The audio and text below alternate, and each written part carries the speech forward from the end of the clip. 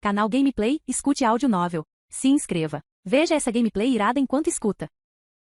Sistema de Inteligência Diária. Parte 62. Capítulo 417. Uma fogueira crepitava na lareira, o calor infiltrando-se lentamente pelas paredes de pedra da torre, enquanto o vento permanecia bloqueado pelas pesadas molduras das janelas, deixando apenas o som abafado da chuva batendo contra o vidro. Kyle Remon estava de pé junto à porta francesa, com uma grossa capa de pele drapeada sobre os ombros. Em sua mão, ele segurava uma taça de vinho tinto, cuja tonalidade profunda brilhava como sangue que fluía lentamente à luz da fogueira. Ele encostou um telescópio potente no olho e olhou através da cortina de chuva em direção ao cânion da Pedra Negra, a vários quilômetros de distância. Foi uma cena saída diretamente do inferno. A entrada do cânion estava completamente lotada. Dezenas de milhares de refugiados se amontoavam na passagem estreita, corpos comprimidos uns contra os outros, movendo-se lentamente pela lama. O aguaceiro lavou a sujeira, gritos e choros ocasionais foram abafados pelo vento e pela chuva, chegando à torre apenas como um ruído branco baixo e constante. O canto da boca de Kyle curvou-se ligeiramente para cima. Para ele, aquilo não era caos, era uma obra-prima quase concluída. Ele ampliou um pouco mais o campo de visão do telescópio.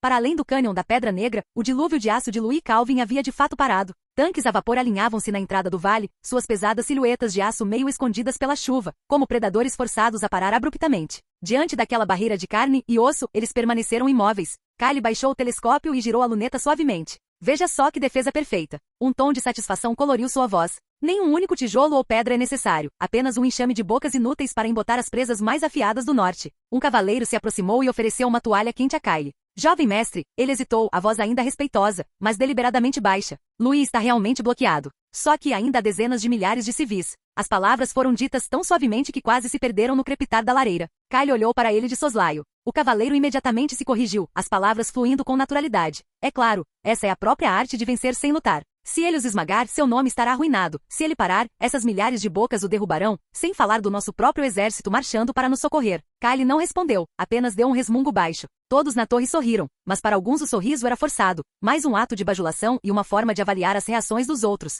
Vários cavaleiros trocaram olhares. Um deles abriu a boca, mas acabou por se calar. Aquele não era o lugar para perguntas. Havia no ar uma tensão intangível e delicada. Kyle pressentiu isso, mas não o preocupou. Ele caminhou até o mapa e tocou no local que marcava o cânion da Pedra Negra, sua expressão tornando-se séria mais uma vez. Pelo que sei de Louis, ele certamente tentará salvá-los, disse Kyle, erguendo o olhar calmo e convicto. Assim que ele começar a distribuir comida, sua marcha diminuirá 10 vezes. O inverno terminará o resto. O exército do norte ou voltará para casa de fininho, ou morrerá de fome aqui. É claro que havia outra possibilidade. Louis poderia arrancar sua máscara benevolente e simplesmente atropelar os civis. Para essa eventualidade, Kyle tinha um plano B, mas, temendo um espião em seu conselho, apenas alguns sabiam, e ele não falava sobre isso. Lá fora, a chuva caía com mais força. Luzes esparsas tremeluziam no acampamento distante de Louis, turvas pela escuridão da noite. Kyle os levou para fogueiras e não lhes deu atenção. Ele se virou, erguendo o copo bem alto. Senhores, a esta chuva maldita, a estes refugiados úteis e a tábua de salvação que construímos em meio ao desespero. A genialidade do jovem mestre. A fortaleza da rocha cinzenta permanece inabalável. Um coro respondeu através da torre, o tilintar de taças de cristal. A taça de vinho de Kyle ainda estava erguida, o brinde prestes a sair de sua língua. A vários quilômetros de distância, um clarão breve e ofuscante surgiu na área afetada pela maré vermelha. Foi o clarão de disparos de artilharia pesada. Um instante depois, um estrondo profundo e retumbante ecoou pela chuva. Como se algo colossal tivesse sido violentamente empurrado, o ar se comprimiu e depois voltou à sua forma original. Bum! O som reverberou pelo chão, ricocheteando entre os picos, atingindo as paredes da torre um instante depois. A moldura da janela estremeceu, ondulações dançaram sobre o vinho. O corpo de Kyle ficou rígido num estalo. Ele quase se chocou contra a janela, agarrando o telescópio. A chuva batia com força na parede da torre, a água jorrando contra o vidro e escorrendo em torrentes, esculpindo a vista em inúmeros fragmentos destorcidos e instáveis. Ele não conseguia ver nada com clareza, apenas focos vagos de fogo cintilando através da chuva, mas não sabia onde haviam caído. Mas isso pouco importava, em sua mente só havia uma resposta. Ele atirou? Sua voz falhou. Ele atirou nos refugiados? Em seguida, ocorreu uma segunda explosão. Bum! Dessa vez mais perto, mais pesado.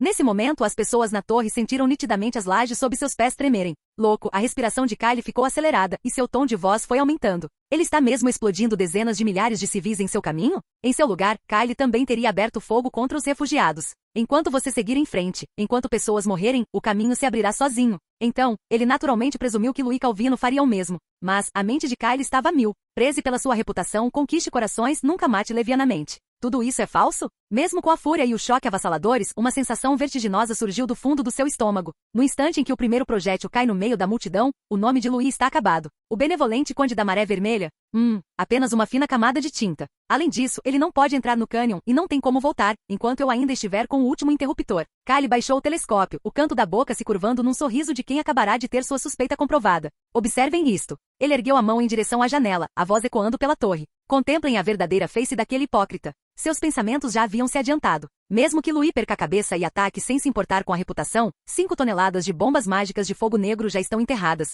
No momento em que a vanguarda alcança o trecho central, no instante em que eu aciono a alavanca, dezenas de milhares, juntamente com essa maré de aço, serão sepultados no cânion. E tudo será culpa de Louis. Além disso, a história não se lembrará dos civis, apenas da vitória e da derrota. Um assobio prolongado e cortante como uma navalha, semelhante ao grito de alguma besta metálica rasgando o céu noturno. Mais rápido que o trovão, mais agudo que a chuva. Em Cânion da Pedra Negra, quase todos perceberam ao mesmo tempo. Algo estava caindo. O medo não se espalhou, ele detonou. A multidão desabou para dentro, as pessoas por instinto agarraram a cabeça, bocas se abriram sem som, corpos tombaram na lama, mãos erguidas apenas para serem pisoteadas de volta ao chão. Os gritos duraram um instante antes de se transformarem em gemidos entrecortados. Começou o tumulto, lama agitada, sapatos e bagagens engolidos pelo lodo, os caídos desaparecendo sob a muralha que avançava. Marta cambaleou quando a onda humana a atingiu. Ela abraçou a criança contra o peito, pressionando o rosto dela contra o seu. Ela fechou os olhos e esperou que a lâmina do julgamento caísse. O mundo parecia silencioso, contudo, a explosão esperada nunca aconteceu. Os projéteis com seus rastros vermelho-alaranjados roçavam a multidão, tão perto que o calor parecia arrancar couro cabeludos.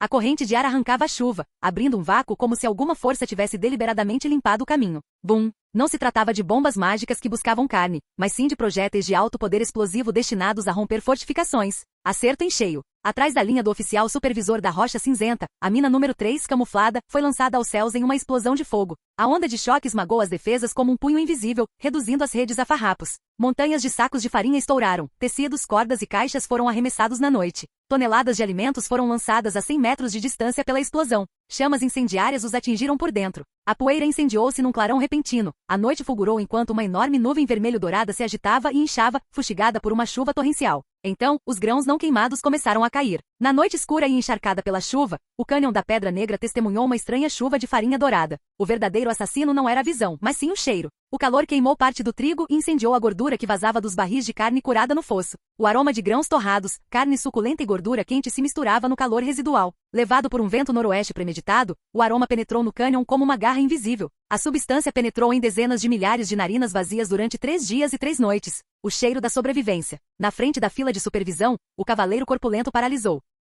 Farinha branca cobria seu elmo e ombreiras, manchando seu rosto. Naquele instante, ele recobrou os sentidos. Mas a multidão, antes apática, já começava a se agitar. Inúmeros olhos com brilho verde fixaram-se além dele, no celeiro em chamas atrás. Pare! O oficial supervisor gesticulou com o sabre, a voz embargada pelo medo. Isso é trigo do exército, um passo em falso e você morre. Bang! A resposta foi um estalo nítido e preciso. Da linha maré vermelha foi lançada uma besta de precisão pesada magicamente modificada. O torso do oficial explodiu à luz da fogueira como uma melancia atingida por uma marreta. Estilhaços de carne e armadura voaram para todos os lados. Seu rugido foi interrompido no meio do grito. Então veio um segundo, um terceiro e estalo soaram em sucessão. Bang! Bang! Bang! Os combatentes da Maré Vermelha abriram fogo. Eles não atiraram em refugiados em pânico nem em soldados em fuga. Apenas os cavaleiros ainda empunhavam espadas, tentando manter a ordem. Um cavaleiro supervisor após o outro caiu sob a chuva iluminada pelo fogo. Como uma lâmina invisível, calma e precisamente, corta as correntes que prendem esses refugiados, um a um. Capítulo 418. Uma pausa de um segundo percorreu os refugiados. Um velho de cabelos brancos ergueu uma mão trêmula e apanhou a comida que caía do céu. Ele olhou fixamente para a palma da mão, sem expressão, e então, hesitante, empurrou o pedaço de carne para dentro da boca. No instante seguinte, ele ergueu a cabeça bruscamente. Atrás dele, os monstros de aço permaneciam imóveis sob a cortina de chuva, seus canos ainda fumegando, mas nenhum projétil havia atingido a multidão. Adiante, o oficial supervisor que brandia seu sabre e os obrigava a recuar jazia agora na lama, nada restava além de um cadáver mutilado. A respiração do velho tornou-se ofegante e irregular. Um pensamento simples e direto recomeçou a se formar em sua mente entorpecida. Os monstros por trás deles não estavam matando os refugiados. Eles só matavam aqueles que os impediam de comer. O silêncio durou apenas um instante. Então, sem aviso prévio, alguém gritou roucamente. Esse é o nosso grão. Agarre-o. No instante em que o grito irrompeu, a razão se despedaçou. Fome, medo, a humilhação de ser conduzido a um beco sem saída, tudo surgiu de uma vez. Sobreviver tornou-se a única ideia. Eles já não temiam a morte já estava ao alcance das mãos. Então eles começaram a temer outra coisa, serem um passo lentos demais. O rugido se espalhou como um pavio aceso detonando pelo cânion. Na torre, toda a cor sumiu do rosto de Kylie Remon. A taça de vinho escorregou de sua mão, caiu no tapete e derramou um vinho vermelho escuro sobre as fibras, como uma poça de sangue que se espalha. Impossível. Isso não pode estar acontecendo, ele sussurrou, com a voz rouca como se tivesse sido arrancada de sua garganta. Kylie apontou para o caos distante da luz da fogueira e dos corpos que se agitavam, com um tom de voz descontrolado. São 4 quilômetros da entrada do vale. Em meio a uma tempestade, passando por dezenas de milhares de pessoas, como ele poderia acertar um celeiro escondido em uma depressão? E esse poder de fogo, suficiente para explodir fortificações e transformar comida em uma chuva torrencial. Sua mente trabalhava a mil, mas nenhuma experiência conseguia explicar aquilo. Em todas as regras de guerra que ele conhecia, as catapultas não conseguiam alcançar tão longe, e os canhões comuns não conseguiam atingir tal precisão. Não se tratava de poder de fogo, era um método de ataque além do alcance e da compreensão, algo que ele jamais havia presenciado. Um pensamento o atingiu em cheio, sem aviso prévio. Não, isso não tem nada a ver apenas com o canhão. Kylie prendeu a respiração. Como eles poderiam saber? Seu olhar penetrava a cavidade em chamas, sua voz tão baixa que era quase inaudível. Como eles poderiam saber que eu escondi os grãos ali? O Poço 3 nunca havia aparecido em nenhuma lista pública de fornecimento. Era um ponto de descarga temporário que ele mesmo havia demarcado, usado apenas para as rações do oficial supervisor. Redes de camuflagem, marcadores falsos, rotas de patrulha, tudo trocado no último minuto. Pessoas de fora não poderiam saber a menos que as pupilas de Kylie se contraíssem em pontos minúsculos. Todas as anomalias que ele havia suprimido à força nas últimas 2 semanas ressurgiram de uma vez. Os comboios de abastecimento foram interceptados com precisão cirúrgica. As lacunas no patrulhamento foram exploradas ao máximo. Cada movimento do norte parecia ter sido previsto, como se tivessem antecipado sua movimentação. Há um traidor. As palavras ecoaram em sua cabeça por meio mês, e agora um arrepio percorreu sua espinha. Ele nem sequer sabia de cuja sombra aqueles olhos observavam. O medo finalmente se sobrepôs à sua razão. Kylie assistiu impotente enquanto tudo que ele havia construído com tanto cuidado começava a desmoronar. A muralha humana da qual ele tanto se orgulhava sequer havia entrado em ação. 2 projéteis a transformaram em um pavio que queimou diretamente contra ele. Esses plebeus que normalmente não ousavam olhar um cavaleiro nos olhos, agora se atiravam como feras no limite de suas forças, arranhando e mordendo as tropas supervisoras. Seguindo todas as regras, isso não deveria ser possível. Um cavaleiro supervisor emanava uma aura de batalha. Ele era um cavaleiro formal treinado que poderia derrotar 30 plebeus em combate aberto. Quanto mais miseráveis famintos que não comiam há 3 dias e mal conseguiam ficar de pé. Mas a aura de batalha não significava nada agora, porque o ataque não era de um punhado de homens, era uma maré negra de corpos. Um cavaleiro rugiu e atravessou o peito de um refugiado com uma lança, mas no instante seguinte, uma dúzia deles o arrastou para fora do cavalo. Sua aura brilhou intensamente e em seguida desapareceu sob o enxame. Por causa de um saco de farinha encharcado atrás dele, o corpo blindado foi pisoteado na lama sem qualquer chance de lutar. Ele não foi o único. As pessoas ignoravam as lâminas. Algumas eram atravessadas por elas, com os corpos ainda de pé enquanto a fileira seguinte passava por cima, outras perdiam um braço, mas continuavam a agarrar a caneleira de um cavaleiro com a mão restante. Toda a linha de supervisão entrou em colapso em poucos minutos. Ou uma flecha de besta disparada da posição de maré vermelha atingiu o alvo antes do contato, ou a maré negra simplesmente os afogou, tornando aura e armadura inúteis. Loucos, todos eles loucos, os dentes de Kylie batiam. O muro dos suspiros que ele construíra com as próprias mãos havia caído, e caiu diretamente em sua direção, observando a enchente avançar em direção aos celeiros, e em direção ao flanco da fortaleza da Rocha Cinzenta. O terror de Kylie se transformou em puro veneno frio como gelo. Se você quer comer, ele disse com a voz rouca baixa e estridente, então coma no inferno. Ele girou e pegou uma pistola de sinalização alquímica do suporte de armas. Suas mãos tremiam de excitação à beira do colapso, como um jogador acariciando sua última ficha depois de perder tudo. Ele ainda tinha uma carta na manga, 5 toneladas de explosivo demoníaco de fogo negro. Exploda o penhasco e milhões de toneladas de rocha desabariam em avalanche, soterrando a multidão revoltosa e a vanguarda de Louis Calvino no cânion. Kylie correu para o terraço. A chuva batia com força em seu rosto, o vento rugia em seus ouvidos. Ele puxou o gatilho em direção ao céu completamente escuro. Bang! Um sinalizador negro crepitou para cima e se transformou numa densa coluna de fumaça contra a chuva noturna. Era o sinal combinado para a aniquilação. Explodam tudo! Ele gritou em direção ao penhasco à esquerda com a voz rouca. Enterrem todos eles! Ele olhou fixamente para a rocha Bico de Águia. Em sua mente a montanha já deveria estar se partindo, o fogo flamejando em direção ao céu, pedregulhos caindo como chuva e sufocando todo o cânion. Ele prendeu a respiração. 1 segundo. Apenas o som da chuva. 2 segundos. O trovão ecoou à distância. 5 segundos. Nada. 10 segundos. O penhasco ainda se erguia na escuridão, silencioso e indiferente, um gigante observando do alto. Sem fogo, sem explosão. Nenhuma pedrinha caiu. A expressão de Kylie congelou. Ele disparou a pistola de sinalização como um louco, mas o cão só clicou nas câmaras vazias. Por quê? Um arrepio gélido percorreu seu corpo da sola dos pés até o topo da cabeça. Impossível. Ele resmungava para si mesmo enquanto seu cérebro girava em círculos frenéticos e inúteis. Uma falha alquímica? Não. Eu previ o aguaceiro desta noite, mandei cortar o pavio alquímico e substituí-lo pelo cordão de ignição físico mais rudimentar e confiável. Erro humano? Ainda menos provável. Os homens de guarda são homens que eu criei desde a infância, juraram lealdade à morte. Suas famílias estão sob meu controle, mesmo à beira da morte. Eles acionariam o gatilho. Posição exposta? Kyle balançou a cabeça violentamente. Aquilo é a rocha Bico de Águia, um penhasco íngreme. Não há caminho para subir, a menos que seus pensamentos tenham sido interrompidos abruptamente. Além disso, a voz de Kyle começou a vacilar, era ultra-secreto. Tirando eu e alguns poucos, ninguém sabe onde fica o ponto de detonação. Como Louis poderia saber? E como, em meio a dezenas de milhares de refugiados, ele conseguiu encostar uma lâmina precisamente na minha garganta? A pistola de sinalização escorregou da mão de Kyle. Agarrando a cabeça, ele cambaleou para trás vários passos. Nesse instante, ele finalmente percebeu que algo mais aterrador do que a derrota havia surgido. Era um olhar que parecia estar em toda parte. O adversário pode estar posicionado nessa torre, atrás dele, observando cada arranjo, cada ajuste. A dupla salvaguarda que ele considerava impecável era tão frágil quanto um painel de vidro diante daqueles olhos. Louis, a voz de Kyle vacilou. Você é homem ou fantasma? No topo da rocha Bico de Águia, o aguaceiro lavou a pedra e os 5 cadáveres que jaziam sobre ela. Thomas estava de pé na beira do penhasco, com sua capa estalando ao vento forte. Ele lançou um olhar para a maré humana que avançava na direção oposta lá embaixo, e então brincou com o grosso cordão de partida que acabará de cortar. Na encosta, o celeiro se abriu de repente, despertando uma breve e desesperada esperança, e imediatamente atraindo desastre. O desfiladeiro não se desobstruiu. Pelo contrário, dezenas de milhares de refugiados, disputando os grãos na depressão à esquerda, perderam completamente o controle, como um caldeirão virado de cabeça para baixo.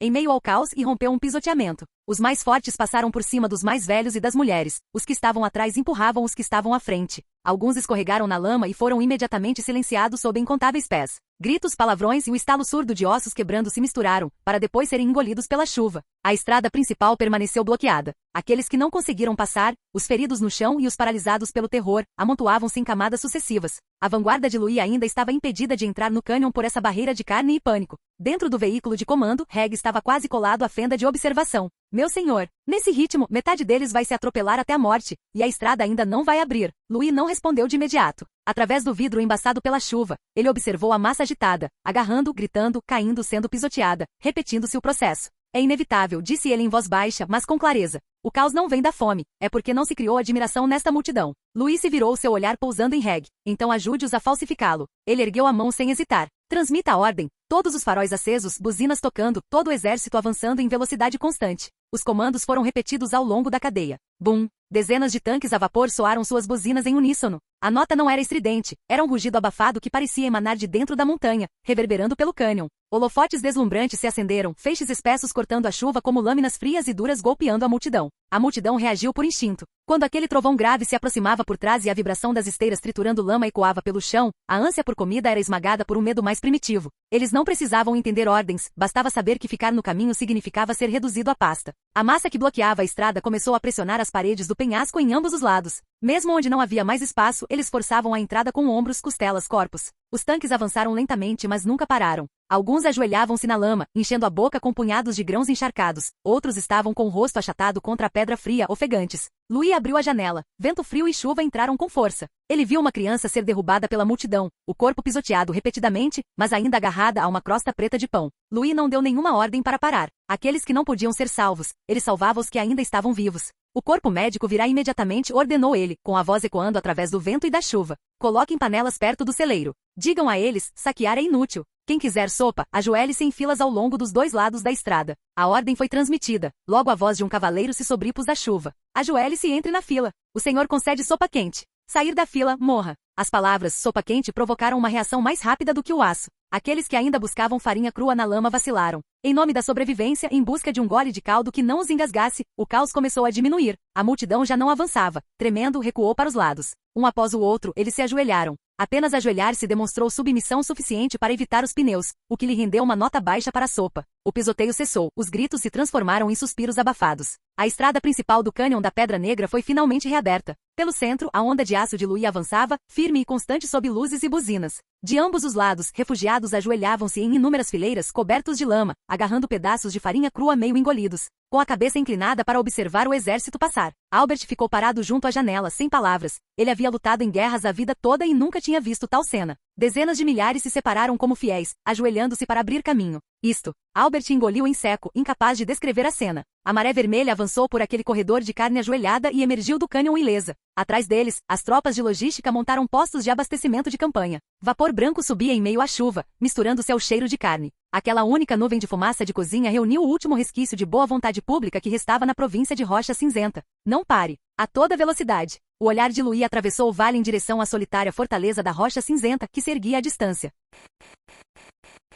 Capítulo 419. A torrente de aço de Louis já havia passado. O que restou no cânion não foram os gritos de vitória, mas o medo persistente que ainda não havia se dissipado. Os refugiados ajoelharam-se na lama, com as mãos ainda manchadas de farinha. Alguns agarravam as pernas feridas, mordendo pedaços de pano para não gritar. Outros olhavam fixamente para a luz distante da fogueira, como se ainda não tivessem despertado daquela loucura. Inicialmente, eles pensaram que seriam abandonados ali, mas pouco tempo depois, uma segunda onda de tropas marchou pela entrada do cânion. Eles não eram cavalaria vindo para ceifar vidas, nem formações de lanceiros vindo para limpar a área. Eram as equipes de logística e médicas. Centenas de soldados carregavam mochilas de marcha volumosas, seu passo firme e rápido. Seus uniformes eram de uma cor uniforme, um branco acinzentado quase ofuscante, como se tivessem sido projetados especificamente para se destacarem em meio à lama e às manchas de sangue. Seus rostos estavam cobertos por máscaras em forma de bico de pássaro e múltiplas camadas de gaze, deixando à mostra apenas olhos exaustos, porém lúcidos. As braçadeiras com proteção solar nas mangas chamavam particularmente a atenção sob a luz fria do pós-chuva. Dezenas de bastões luminosos alquímicos foram fincados no chão, sua luz branca e sinistra se espalhando para iluminar o cânion antes escuro, transformando-o em um corredor reto. O caos foi aberto à força. Os refugiados instintivamente tentaram recuar, mas as tropas não os atacaram. Primeiro montaram as tendas, primeiro instalaram as cordas de isolamento, primeiro prepararam as panelas. Só então alguém se posicionou em um terreno elevado. Ela vestia a armadura leve padrão da maré vermelha, com água da chuva escorrendo por suas ombreiras. Nas costas, ela carregava uma espada longa de 2 mãos, quase tão alta quanto ela, com o cabo envolto em couro escuro. Ao remover a viseira, ela revelou um rosto excessivamente jovem, com uma leve cicatriz de um ferimento antigo na testa. Mia, a líder do esquadrão do 3º Batalhão de Logística dos Cavaleiros da Maré Vermelha. Sua voz cortou o frio úmido da chuva. Não se aglomerem. Formem fila por cor. A Maré Vermelha não abandonará ninguém que for obediente. Ela não precisava explicar o que significava ser obediente. A torrente de aço de antes já havia gravado essa resposta nos ossos de todos. Mia levantou a mão e apontou para várias bandeiras de tecido coloridas presas na lama. Zona vermelha para os feridos. Zona amarela para quem tem febre e tosse. Zona verde para quem consegue andar. Vá buscar seu mingau. Ela fez uma pausa, seu olhar percorrendo aqueles que acabavam de sair rastejando da debandada. Qualquer pessoa que defecar em qualquer lugar terá suas rações canceladas. A ordem era fria e inflexível como ferro. Mas foi precisamente esse ritmo que fez com que a multidão, que acabará de escapar da loucura, começasse a obedecer instintivamente. Marta ajoelhou-se na água lamacenta. A criança em seus braços já não tinha forças para chorar. Durante a confusão anterior, ela conseguirá agarrar um punhado de farinha crua com grande dificuldade, mas agora sentia apenas desespero. Ela misturou a farinha de forma desleixada com água suja e com as mãos trêmulas, tentou dar a comida para a criança comer. Coma um pouco, por favor, coma um pouco. O rosto da criança estava azulado e sua respiração era tão leve que era quase imperceptível. Mia estava gerenciando a multidão de cima, mas percebeu essa cena pelo canto do olho. Naquele instante, seus passos vacilaram. O som da chuva, os gritos e os ecos dos megafones de ferro pareciam se dissipar. Uma imagem inoportuna passou-lhe pela mente. As ruínas da Vila da Pedra Branca, onde a neve caía como se fosse esmagar o céu. Um homem ajoelhou-se numa casa destruída segurando uma menina inconsciente com febre alta, os lábios brancos enquanto chorava como se estivesse arrancando os próprios pulmões. 8 anos se passaram, mas aquele tipo de desespero permaneceu inalterado. Mia saltou da encosta de terra e correu pela água lamacenta. A mão de Marta estava prestes a enfiar aquele pedaço de massa de farinha crua na boca da criança. Uma mão coberta por uma manopla de ferro agarrou subitamente seu pulso. Pare! Gritou Mia. Você quer matá-lo? Marta estremeceu de medo, erguendo os olhos para ver a espada grande, quase pensando que havia encontrado os demônios do norte mencionados pelos cavaleiros. Seus lábios tremeram. Minha senhora, eu não. Se alguém que passou muito tempo faminto comer farinha crua e água suja, seu estômago e intestinos vão estourar, disse Mia rapidamente, como se estivesse correndo contra o tempo. Me dê ele. Ela se inclinou, seus movimentos inesperadamente suaves. A criança era leve como um gatinho, sua testa ardendo em brasa, sua respiração tão tênue quanto um fio. Mia segurou a criança firmemente e olhou para cima, gritando para a multidão. Equipe médica. Nível 1 crítico. Poção da vida. Tenda de vapor. Vários médicos militares usando máscaras correram imediatamente para o local, seguidos por maçãs, seus movimentos tão precisos quanto um ensaio. Marta estendeu a mão, querendo pegar a criança, mas Mia a afastou delicadamente com o ombro. Sigam-nos, disse Mia em voz baixa, seu tom meio grau mais suave do que antes. Não se afastem. Se vocês desmaiarem, ele também não sobreviverá por muito tempo. Marta levantou-se sem expressão, cambaleando atrás deles. A tenda médica estava tão quente que parecia que o mundo lá fora não existia. Tubos de vapor num canto chiavam ao liberar calor, e o ar estava impregnado com o cheiro de remédios. A criança foi colocada sobre lençóis brancos e limpos, e os médicos militares assumiram o atendimento. Quando a agulha perfurou o minúsculo vaso sanguíneo, Marta gritou e se lançou para a frente.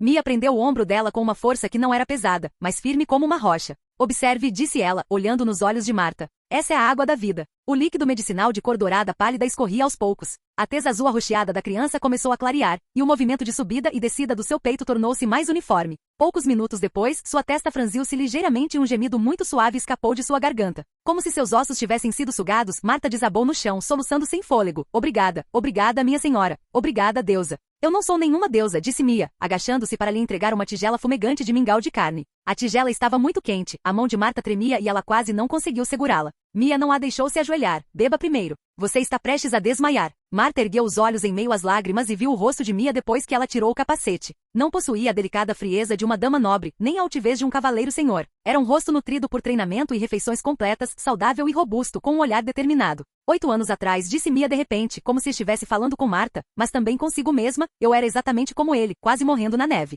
Meu pai naquela época, era igualzinho a você, agarrando qualquer coisa, ousando enfiar qualquer coisa na minha boca. Ela fez uma pausa, seus lábios se curvando num arco muito leve. Então alguém me pegou no colo. Ele disse que os Cavaleiros da Maré Vermelha estão aqui para salvar pessoas. Marta ficou atônita. Você também era. Sim, Mia assentiu. Eu também já fui refugiada, e agora sou uma cavaleira da Maré Vermelha. Ela apontou para a braçadeira do sol em sua armadura leve. Na Maré Vermelha, contanto que você sobreviva e esteja disposto a trabalhar, terá comida. Mais tarde, poderá aprender a ler e estudar a espada. Os pernas de lama também podem usar armadura. Do lado de fora da tenda, a ordem estava sendo estabelecida centímetro por centímetro em todo o acampamento logístico. Receber mingau não foi uma tarefa árdua. Todos tinham que passar primeiro por uma passagem estreita. O cheiro pungente de uma mistura de água de cal e névoa desinfetante alquímica os atingiu. Os cavaleiros gritavam: lavem as mãos. Esfreguem 10 vezes. Não podem comer a menos que estejam limpas. Alguns cerraram os dentes e obedeceram, enquanto outros tentaram passar sorrateiramente, apenas para serem empurrados de volta para o final da fila. Aqueles que apresentavam sintomas de febre ou tosse eram retirados da multidão e encaminhados diretamente para a zona de quarentena.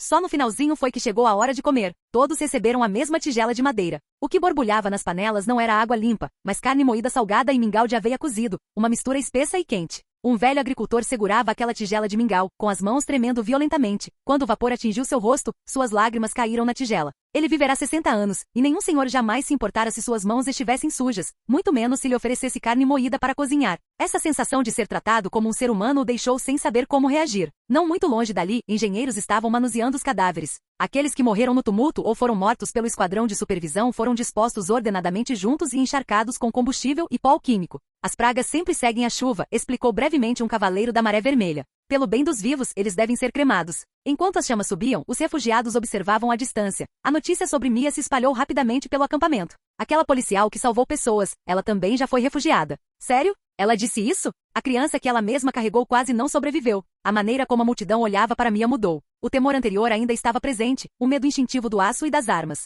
Mas por baixo desse medo, algo mais começou a crescer. A aspiração. Se ela conseguiu sair da lama, será que os filhos deles também conseguiriam? Ao amanhecer, a chuva finalmente parou. O cânion da Pedra Negra já não parecia mais um poço profundo devorador de homens, mas sim um hospital de campanha construído às pressas. Tendas brancas estendiam-se em fila, e a fumaça da cozinha subia lentamente no ar frio da manhã. Marta sentou-se junto à tenda. A criança em seus braços dormia profundamente, com o rosto recuperando um pouco da cor. Ela estava enrolada em um cobertor seco, segurando nas mãos metade de uma tigela de caldo de carne inacabado. Mia caminhava rapidamente entre as tendas, mas parou por um instante em frente a Marta. Ele vai sobreviver. A garganta de Marta se apertou, e ela levou um tempo para conseguir articular uma frase.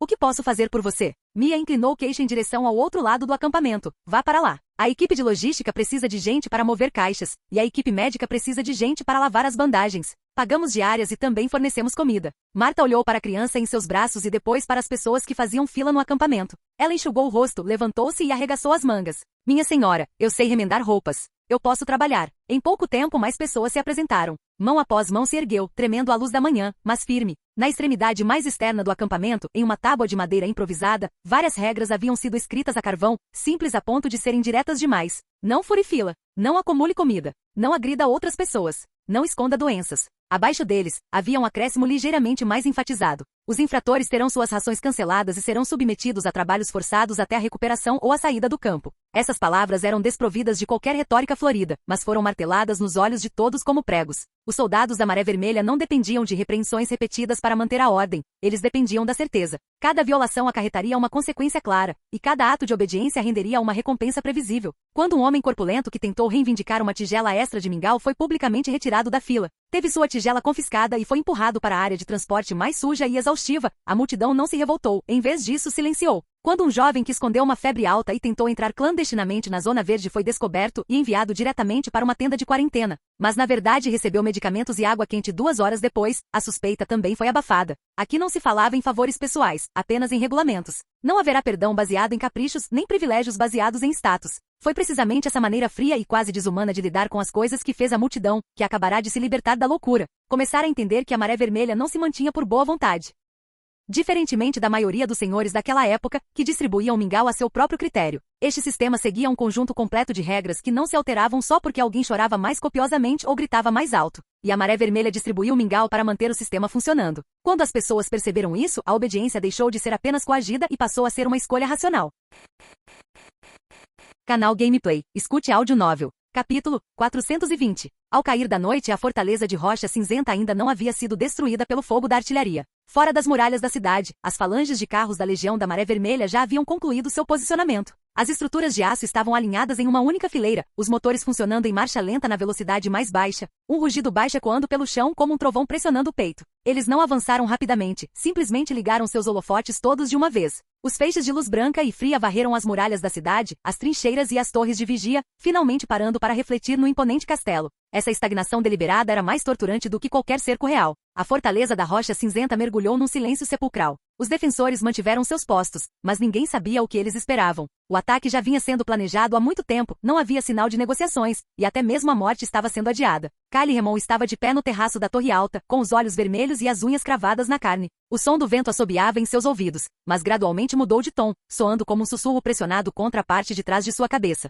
Kyle. A voz era suave e calma, como se quem falava estivesse atrás dele há muito tempo. Consigo ver cada movimento seu. Kyle girou bruscamente, mas o terraço estava vazio, exceto pela silhueta do castelo fragmentada pelos holofotes. Essas alucinações auditivas começaram após a derrota esmagadora em Canyon da Pedra Negra. Eles vinham à noite e vinham sempre que ele fechava os olhos. Kyle entrou cambaleando na Câmara Municipal. A pesada porta de carvalho fechou-se atrás dele, produzindo um eco abafado. Aquele som se prolongou no salão vazio, como um dobre de finados inoportuno. A mesa comprida estava cheia de gente. Estavam presentes todos os nobres, comandantes e intendentes da província da Rocha Cinzenta. Os candelabros estavam dispostos em 2 fileiras, suas chamas oscilando levemente, iluminando cada rosto com uma luz pálida e cansada. O comandante Barão estava de pé perto da cabeceira da mesa, com a testa encharcada de suor e a mão apoiada no punho da espada. Essa foi uma reação instintiva à tensão, uma precaução contra o toque de cerco que poderia soar a qualquer momento do lado de fora da cidade. Alguns nobres estavam rezando em voz baixa. Alguns oficiais encaravam a mesa, como se estivessem calculando silenciosamente quanto tempo mais conseguiriam resistir e se sobreviveriam até o retorno do duque. Essa era a realidade, mas Kyle já não conseguia distingui-la. Em sua percepção, o mundo havia se tornado completamente distorcido. A luz tênue das velas esticava as sombras de todos, alongando-as e estreitas, rastejando tortuosamente pelas paredes de pedra como uma matilha de monstros com presas à mostra. Aos seus olhos, não existiam colegas nem súditos. Cada rosto era de um espião infiltrado pela Maré Vermelha. Cada movimento sutil era um sinal para atacar. A maneira como o comandante Barão segurava o punho da espada não demonstrava mais tensão em seus olhos, mas sim uma postura pronta para desembainhar a lâmina. O canto da boca daquele barão lá no canto, claramente se contraiu apenas uma vez, mas para ele, aquilo se transformou em um sorriso sinistro. Aquelas orações sussurradas não eram mais súplicas aos deuses, mas códigos secretos usados para confirmar informações entre si. Ele ouviu isso, não com os ouvidos, mas diretamente dentro da cabeça. Amarre-no. Luís só quer a cabeça dele. Esta noite, agora. As vozes se sobrepunham, como se falassem simultaneamente dentro de seu crânio. A respiração de Kyle começou a ficar descontrolada, e um anel de finas sombras negras começou a cintilar nas bordas de sua visão. Traidores. Todos eles eram traidores. Ele estava no centro de uma matilha de lobos.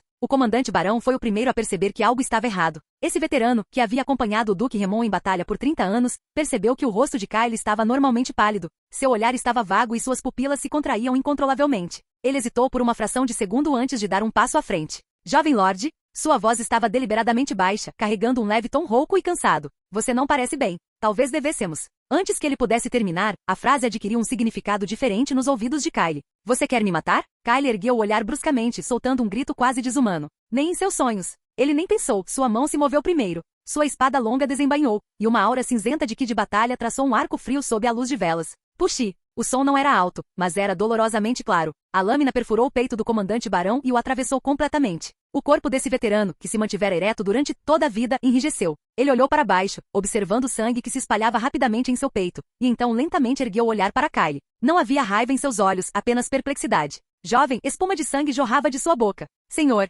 antes que pudesse terminar, o comandante Barão caiu para trás, batendo com força no chão. A Câmara Municipal entrou em erupção instantaneamente. Alguém derrubou uma cadeira sem querer, alguém tropeçou para trás e esbarrou em um acompanhante, e taças de vinho se estilhaçaram no chão, o líquido escorrendo pelas rachaduras da pedra. Vários nobres recuaram instintivamente contra a parede, sem sequer ousar levantar a cabeça, como se mais um olhar pudesse atrair o desastre. Mas aos olhos de Kyle, aquela cena tinha assumido uma aparência completamente diferente. Aquele recuo não foi por medo, mas sim por uma dispersão coordenada. Aquelas cadeiras viradas não foram acidentais, mas sim parte da abertura de rotas de ataque. Aquelas figuras que se cruzavam bloqueavam sua rota de fuga. Kyle puxou bruscamente para trás sua espada longa ensanguentada, a ponta arrastando no chão com um som estridente enquanto o sangue vermelho escuro escorria em um longo rastro. Não se aproximem mais, ele rugiu, sua voz estridente e distorcida como a de uma fera encurralada. Eu vejo todos vocês. Seu olhar percorria os rostos de um lado para o outro, rápido e caótico, como se estivesse contando seus inimigos. Vocês são todos do movimento da Maré Vermelha. Na visão de Kyle, aquilo não era um súbito surto de loucura, mas sim uma verdade que finalmente fora confirmada.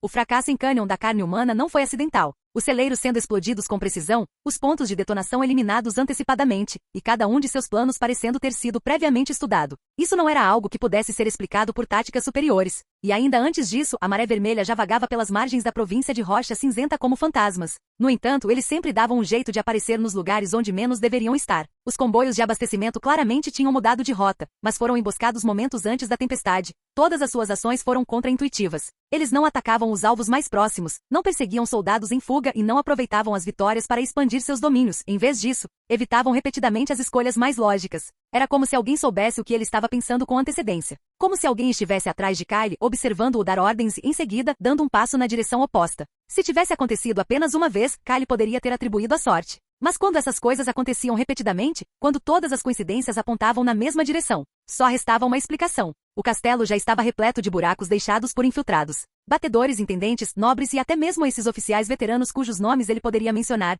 todos eles poderiam ter enviado a informação. Do contrário, como a Maré Vermelha poderia saber onde ele escondeu o grão? Como poderiam ter calculado a tempestade, a direção do vento e até mesmo o momento exato em que ele daria as ordens? O silêncio deles naquele momento não lhe pareceu terror, mas sim uma consciência culpada, e a retirada não foi uma fuga, mas sim o aumento da distância enquanto aguardavam o ataque dos companheiros. O cadáver do comandante Barão jazia no chão, o sangue espalhando-se pelas rachaduras na pedra. Kyle não lhe dirigiu mais um olhar. Aquele corpo que servirá à família Remon por 30 anos, há muito perderá todo o significado aos seus olhos. Quem se atrever a dar um passo, eu mato primeiro. Kyle brandiu sua espada longa descontroladamente, forçando a multidão a recuar repetidamente. Eu sou um Remon. Ele rugiu alto. Enquanto seu status se mantivesse, enquanto o medo persistisse, eles não ousariam atacá-lo imediatamente. Nenhum de vocês sequer cogita me entregar. Ele recuou passo a passo, suas costas batendo com um baque surdo em um pilar de pedra fria, sem lhe deixar outra rota de fuga. No campo de visão de Kyle, a matilha de lobos estava se aproximando. Mas as pessoas na Câmara do Conselho só puderam assistir impotentes enquanto seu jovem lorde, cercado por inimigos que ele mesmo havia imaginado, desmoronava completamente diante de um medo incontrolável.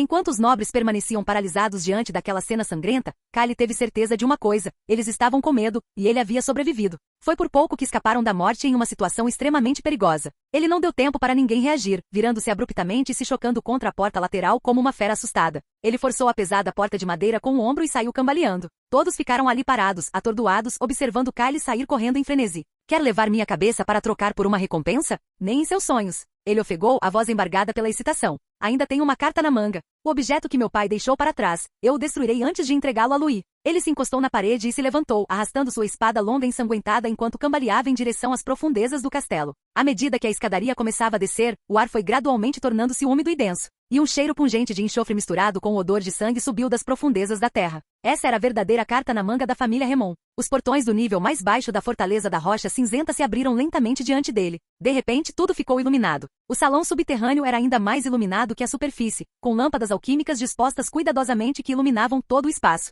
Bem no centro, havia uma poça de sangue com quase 20 metros de diâmetro, o líquido vermelho escuro cintilando com uma luz prateada sinistra sob as lâmpadas. Dentro da poça de sangue jaziam os restos mortais de um dragão ancestral, estendidos como uma cordilheira partida ao meio. As vértebras brancas e pálidas estavam expostas, e as asas esqueléticas quebradas estavam suspensas por correntes, mergulhando ocasionalmente no sangue. A cavidade torácica aberta estava repleta de uma densa rede de tubos alquímicos, e bombas batiam pesadamente sob o peito do dragão, emitindo um rugido rítmico e baixo, como se respirassem pelo monstro morto. Ao redor do salão, havia fileiras de gaiolas de ferro enegrecidas. Centenas de crianças estavam encolhidas dentro das gaiolas. Pequenos tubos de metal foram inseridos em seus corpos, com um fluido medicinal fluindo lentamente ao longo dos tubos. Alguns se contorciam e choramingavam, alguns já não se moviam, e outros soltavam gemidos roucos e indefinidos pela garganta. Eles não tinham nomes, apenas números. Jovem Lorde, o alquimista-chefe se aproximou. Ele ainda desconhecia o que havia acontecido acima da sala de pesquisa e, supondo que se tratava de uma investigação de rotina, começou seu relatório. O campo de supressão já entrou na zona vermelha. As formas aperfeiçoadas ainda não terminaram de ser domadas, e os protótipos estão passando por um período de intensa rejeição.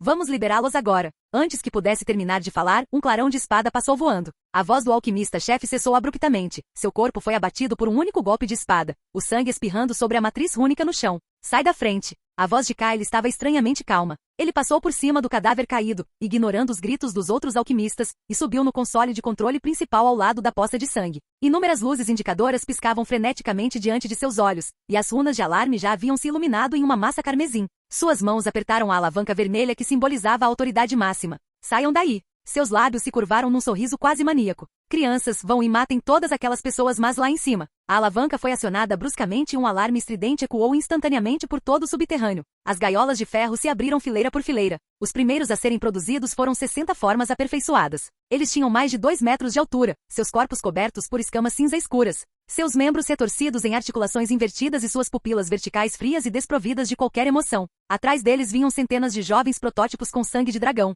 Suas mutações ainda não estavam completas, e seus corpos estavam presos em um ciclo de dilaceramento e remodelação, deixando-os com dor e em estado de frenesi enquanto rugiam e atacavam em direção à luz. Kyle estava de pé no alto, com os braços abertos, dando uma gargalhada sonora. Esse era o exército dele, seu último trunfo, e eles obedeciam somente a Remon. Nesse instante, uma forma aperfeiçoada de número 3373 saltou para o console de controle. Aterrissou silenciosamente, suas pupilas verticais se contraindo enquanto observava Kyle sem qualquer oscilação. Não houve resposta às suas ordens nem postura de submissão. O riso de Kyle congelou em seu rosto. No instante seguinte, o monstro se moveu. O som de ar se rompendo explodiu a curta distância quando a figura do número 3373 se transformou em uma sombra cinzenta, com suas garras indo direto para sua garganta. Recue. Kyle rugiu, com o ki de batalha em seu corpo sendo ativado à força. A energia de batalha cinzenta explodiu ao seu redor, envolvendo seu corpo como uma casca áspera. Ele brandiu sua espada para cima, a lâmina e as garras se chocando frontalmente. Clang! Um som estridente de metal raspando ecoou pelo salão. O número 3373 foi aberto ao meio por este único golpe de espada, do ombro ao abdômen.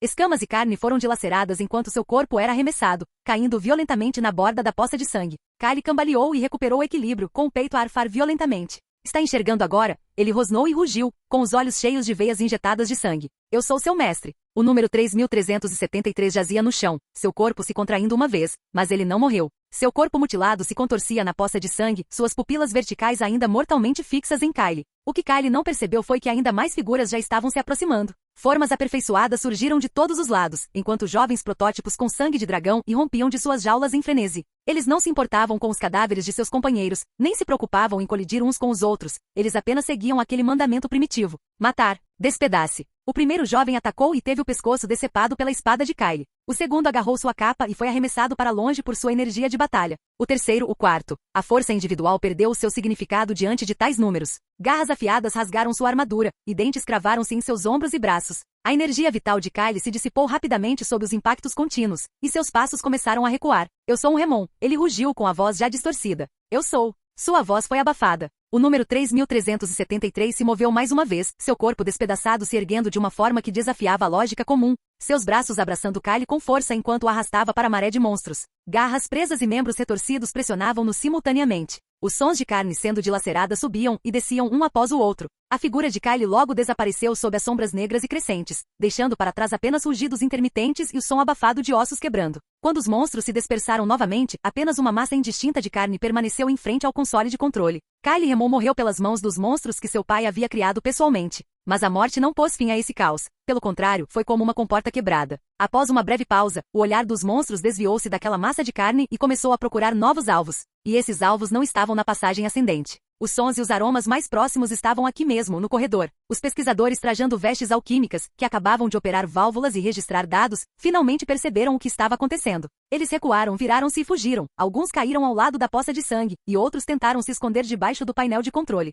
Eles eram muito lentos. O primeiro alquimista foi atacado e imobilizado no chão por um jovem protótipo. Garras rasgaram o manto e penetraram diretamente na cavidade abdominal. O jovem baixou a cabeça, usando os dentes para dilacerar os órgãos internos ainda pulsantes, soltando um rosnado baixo, rouco e satisfeito. Por outro lado, 2 pesquisadores foram imobilizados simultaneamente por uma forma aperfeiçoada. Membros com articulações invertidas mantinham braços e pernas presos, escamas raspando no chão. No instante seguinte, seus ossos do pescoço se quebraram, o som tão nítido quanto o de um pedaço fino de madeira se partindo. Não havia ódio aqui, nem hesitação alguma. Esses monstros não faziam distinção entre mestre, comando ou status. Em sua percepção fragmentada e simplista havia apenas um padrão para julgamento, se algo estava em seu caminho. Os gritos dos alquimistas foram logo abafados pelos rugidos. O sangue escorria ao longo da matriz rúnica e para dentro da poça de sangue, tingindo a superfície com ondulações de vermelho escuro. Os jovens de sangue de dragão passaram por cima de seus corpos enquanto avançavam, como se estivessem atravessando obstáculos. Quando o último pesquisador caiu, apenas a respiração pesada e rítmica das bombas permaneceu no salão. Os monstros subterrâneos rugiram, avançando em direção ao topo da passagem. Greyrock City e seus moradores enfrentaram seu verdadeiro apocalipse. Capítulo 421. A Câmara do Conselho estava impregnada com um cheiro indescritível, uma mistura de suor, cera de vela e sangue que ainda não havia se dissipado. O local onde o comandante Barão havia caído fora limpo, mas ninguém havia enxugado o sangue do chão.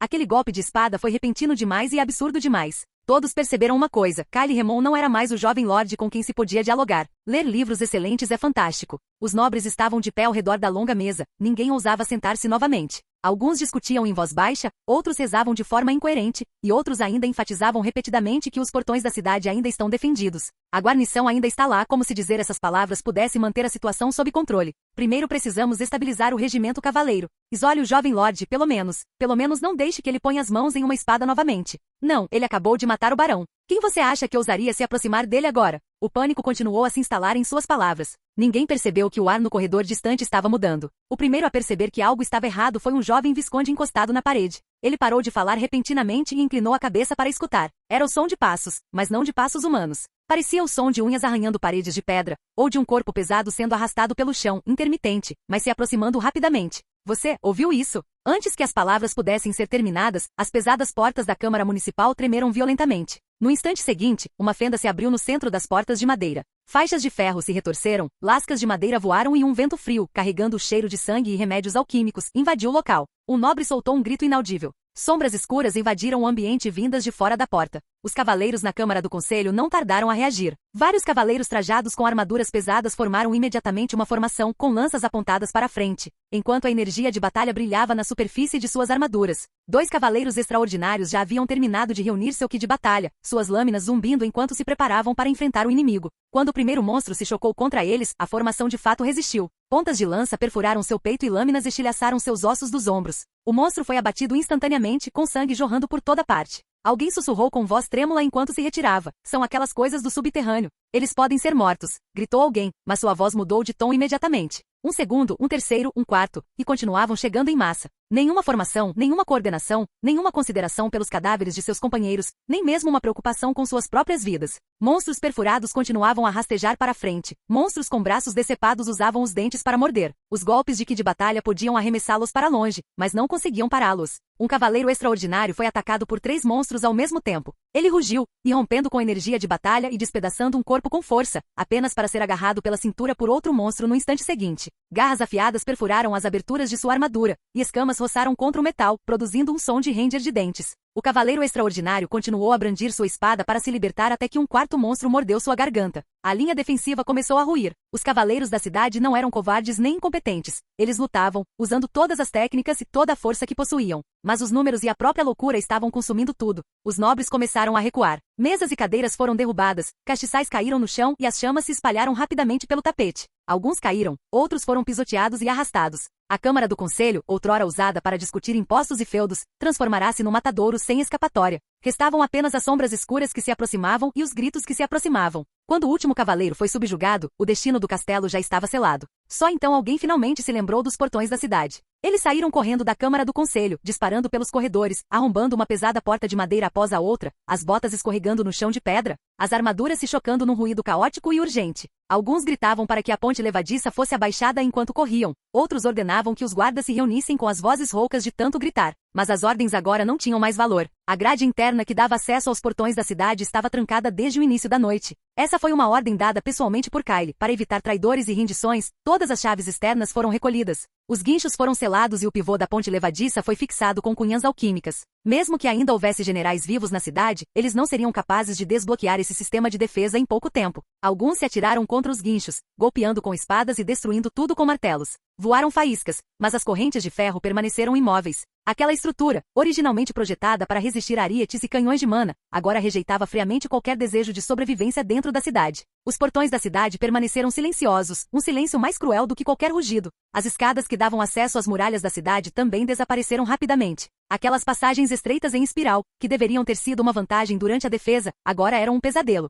A multidão em fuga se aglomerou aqui, os que estavam na frente pararam, enquanto os que estavam atrás continuaram a empurrar desesperadamente. Uma vez que alguém caísse, jamais conseguiria se levantar. As chamas se espalharam pelos corredores e tudo que era inflamável estava queimando. Uma densa fumaça ficou presa dentro da fortaleza pelas pesadas paredes de pedra, sem conseguir se dissipar, e logo desceu até a altura da respiração das pessoas. Algumas se perderam na fumaça, caindo em becos sem saída e ficando encurraladas. Aquelas paredes de pedra que originalmente simbolizavam segurança agora bloqueiam todos os caminhos para a sobrevivência. O projeto defensivo da fortaleza de Rocha Cinzenta foi originalmente concebido para fazer com que os inimigos estrangeiros pagassem um preço em sangue. Cada porta, cada grade e cada escada em espiral tinham o propósito de retardar os sitiantes e ganhar tempo para os defensores. Mas nunca foi projetado para deixar uma saída para aqueles que estivessem dentro, caso um desastre acontecesse de dentro. As chamas se espalharam pelos corredores e torres, iluminando as figuras que fugiam freneticamente e as silhuetas de monstros agachados em vigas, peitores de janelas e muralhas da cidade. Eles não tinham pressa em perseguir, apenas seguiam em frente, empurrando todos os seres vivos pouco a pouco para as profundezas onde não havia saída.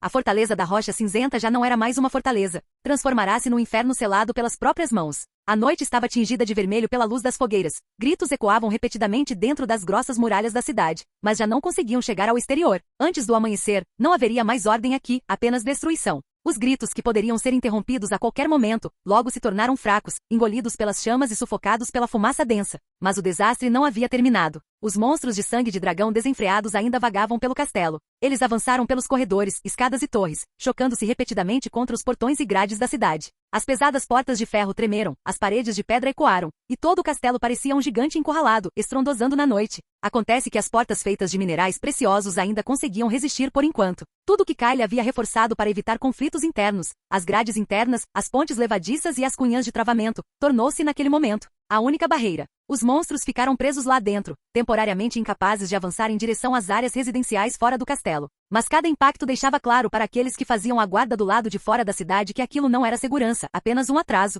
A noite estava tingida de vermelho pela luz das fogueiras, e ao amanhecer, a fortaleza da Rocha Cinzenta havia mergulhado em completo silêncio. Não havia bandeiras de rendição, nem gritos de socorro por parte dos sobreviventes. Apenas ruínas de muros da cidade carbonizados e o cheiro de enxofre e sangue escapando das frestas. A vanguarda da Maré Vermelha aproximou-se pouco antes do desastre ocorrer. Louis estava em uma encosta alta nos arredores da cidade, olhando para aquela fortaleza que deveria ser inexpugnável. Os portões da cidade estavam bem fechados, mas cobertos de amassados por impactos. As muralhas estavam intactas, mas emitiam constantemente ruídos baixos e abafados, como se algo estivesse vagando lá dentro. Um cavaleiro avançou rapidamente e ajoelhou-se sobre um joelho e falou em voz muito baixa. Meu senhor, dentro do castelo, não há mais sinais de pessoas vivas. Ele fez uma pausa com o pomo de Adão a subir e descer, mas algo ainda se move lá embaixo. Muitos deles selados dentro da cidade. A guarnição, os nobres, todos dizimados. Louis não falou imediatamente, apenas olhou para o castelo silencioso. Através do sistema de informações diárias desta manhã, ele já sabia o destino deste castelo. 60 formas completas e centenas de monstros sangue de dragão semi-acabados. Quando se feriam, a carne lacerada se regenerava automaticamente. Mais importante ainda, eles possuíam um ki de batalha, instável, mas muito real. Um ki de batalha cor de sangue surgia intermitentemente entre as lacunas em suas escamas. Esses foram os monstros criados sozinho por aquele cão louco, Remon. Ele sabia de todas essas informações com antecedência, mas apenas até certo ponto. Ele não sabia os detalhes do caos nem sua duração. No entanto, essas questões não exigiam especulação da parte dele. Não precisa se preocupar, disse Louis finalmente. Já existe um plano. Passe a ordem, bloqueiem o perímetro, evacuem os moradores próximos e ninguém poderá se aproximar das muralhas da cidade. Assim, os cavaleiros da vanguarda se espalharam, bloqueando estradas, expulsando pessoas e fazendo-as recuar. Dê um passo para trás, não pare, mova-se agora. Alguns gritaram, outros resistiram, dizendo que ainda tinham parentes na cidade, mas aqueles que se recusaram a cooperar foram agarrados pelos cavaleiros da Maré Vermelha, levados embora arrastados para carroças e empurrados para longe do local. Não havia mais tempo para explicações. Linhas de isolamento foram rapidamente estabelecidas, camada sobre camada. Qualquer um que se aproximasse das muralhas da cidade seria repelido. A fortaleza da Rocha Cinzenta foi completamente isolada. Os vivos foram expulsos e a cidade foi selada hermeticamente. Louis desviou o olhar e se virou para deixar a encosta íngreme, que o plano comece. Capítulo 422. O vento na encosta era cortante e gelado. Thomas ajoelhou-se sobre um joelho entre as pedras soltas, ergueu a mão, e o esquadrão da Noite Branca espalhou-se atrás da crista. Diversos feixes de holofotes irromperam da encosta em direção à fortaleza de Rocha Cinzenta, como o brilho de uma lâmpada cirúrgica dissipando a escuridão do túnel do portão, camada por camada. Quando a luz passou, a poeira e a névoa de sangue remanescente se misturaram, tingindo o ar distante de um vermelho escuro e turvo. Então Thomas ouviu o som, alguém mastigando. Estalo, estalo. O som de presas esmagando ossos e rasgando carne ecoava pela praça vazia do castelo, ricocheteando nas paredes, sobrepondo-se até parecer que inúmeras bocas se alimentavam simultaneamente. Merda! Alguém do esquadrão Noite Branca praguejou baixinho. O palavrão foi suave, mas não conseguiu sufocar a náusea que subia à sua garganta. Nem mesmo esses cavaleiros extraordinários, há muito acostumados a lutar sobre cadáveres, conseguiram ouvir aquele som sem estremecer. Os holofotes continuavam a varrer o local, iluminando a montanha de corpos empilhados no centro da praça. Armaduras despedaçadas, seda ensanguentada e cadáveres pisoteados se fundiam em um monte que parecia ter sido profanado repetidamente.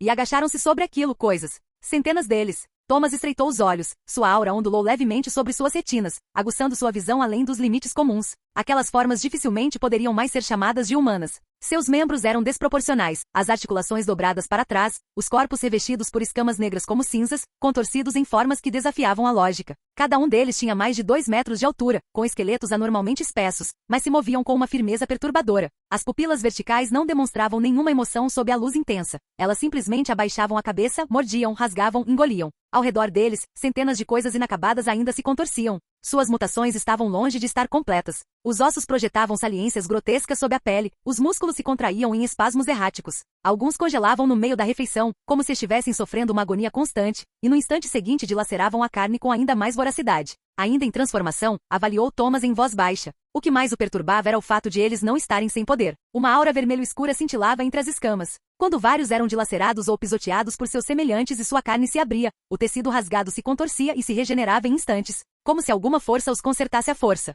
Um membro do esquadrão instintivamente apertou o cabo da arma com mais força, uma repulsa animalesca. Capitão. O subcomandante manteve a voz baixa. Eles não são mais humanos. Thomas não respondeu imediatamente. Ele continuou observando o túnel do portão, observando aquelas coisas rastejarem, se alimentarem, se amontoarem cada vez mais. Eles não deram atenção às luzes ofuscantes, nem notaram os observadores distantes. Thomas expirou lentamente, como se estivesse engolindo à força o que quer que estivesse se agitando em seu estômago. Contém e registrem suas características. Não se aproximem. Se algum deles se quer sair do portão, acionem o alarme. Ele sabia que mesmo com cada cavaleiro da Noite Branca sendo um extraordinário, aquele não era lugar para eles pisarem. Ele desviou o olhar do caos dentro do portão e instintivamente, olhou para trás por cima da encosta. Ali a cena apresentava um contraste brutal. Do lado de fora do portão reinava uma ordem mortal. Tanques negros a vapor se espalhavam pela encosta com esteiras afundadas na lama, bloqueando todas as saídas da fortaleza da Rocha Cinzenta. Sob a chuva torrencial, as armaduras de aço brilhavam como obsidiana resfriada. O calor ainda emanava dos focinhos. Gotas de chuva sibilavam em fios brancos no instante em que tocavam o solo. Atrás dos tanques estavam milhares de cavaleiros da Maré Vermelha. Eles esperaram na chuva, com as capas penduradas, os brasões carmesins em seus pratos endurecidos e frios. Sem conversa, sem inquietação, todos aguardavam a ordem de Louis.